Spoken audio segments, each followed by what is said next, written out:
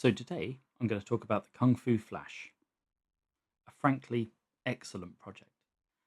As a bit of a noob, I, I say noob, but I lived and breathed these machines when I was younger. But I've forgotten so much. I mean, I had to Google how to load disk images. Um, I'm that far removed from it. Um, so I needed something with a really low barrier um, to get me started. And I have to say, this delivered. When looking on the forums, uh, there was just nothing but positive information about it, really. And I mean, it did exactly what it said on the tin. I bought a micro SD card, copied a load of files to it, even formatted it incorrectly as FAT32 and not FAT as you're supposed to. And the card worked first time, or the cartridge. Plugged it into the C64. Menu came up. Just used the joystick to go through everything and pick some images. Tried a couple of games. I even got my son to try some games after he stormed out originally because I was doing the YouTube video wrong, because I didn't ask everyone to like and subscribe, and I didn't start it with "Hey guys," which for me sounds a bit like a Goonies reference. The process was really straightforward.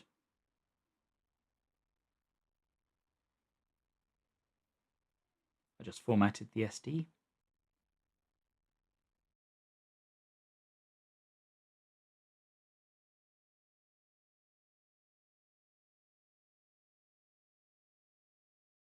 copied all the files,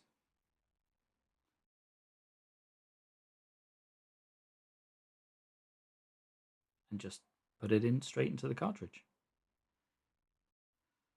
I would very highly recommend this to absolutely anyone who's just getting back into retro computing, or at least for a C64, because it's just such a brilliant project. And I have to say, considering it wasn't very expensive, it is incredibly well built for a 3D printed item.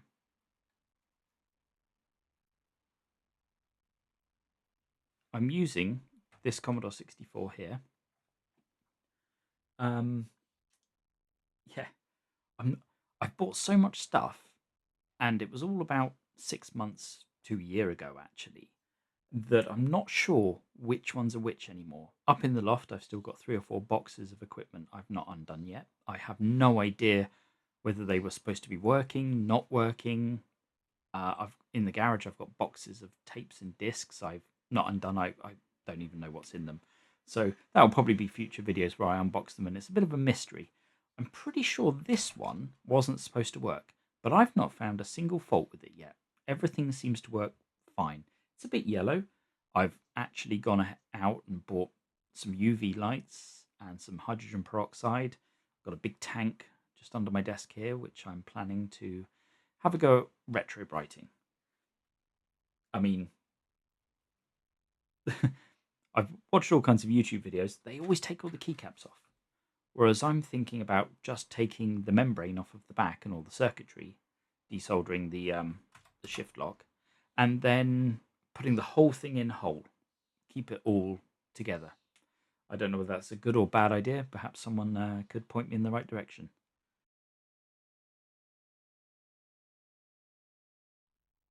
But the one thing that was a bit weird about this particular Commodore 64, and it might be the reason why it was sold as not working, is actually the plug, which I've actually unplugged it because I don't want to burn my family alive. Only seems to work, and there's a bit of a sparking sound when you wiggle the cable. So I suspect if I open up the plug, really straightforward, the lives just come out, or it's barely holding on by a thread. And if I fix that, there's probably nothing wrong with the Commodore 64 at all. I certainly haven't found any fault. I've played some games, sound comes out, graphics seem to work, video pictures okay, cartridge slot certainly works. If the serial or the disk interface port, I guess it's just called serial in this, doesn't work, then that could explain, because this is the only Commodore 64 I've tested that 1541 on, and maybe that does actually work, and I owe the original seller an apology. And maybe that is the bit that doesn't function on this, but it seems to work fine, as does the zip stick I bought, which I have to say is so much better than the other rubbish. Yeah, I'm going to take this apart as well and replace all the micro switches in it and clean it up. But anyway, next videos, hopefully this will look a lot different. I'll take lots of time-lapse video pictures so you can see how quickly it retro brights, and just give it a good clean up. Really take it apart. I've had to go out and buy a load of solder, a solder station, and loads of new little screwdrivers, because the kids have run off with all of them. Can't find a single one, which is why it's always hell on earth replacing batteries and toys in this house. Anyway, thank you for watching.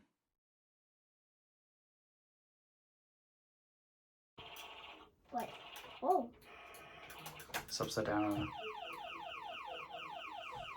Oh, wow. You've got the controller upside down. This way? Yep, that way. Hi, you gonna get me? Pew, pew, pew. Pew, pew, pew, pew, pew, pew. Ow, I made a way. Oh, you can't get me. Hoo hoo hoo.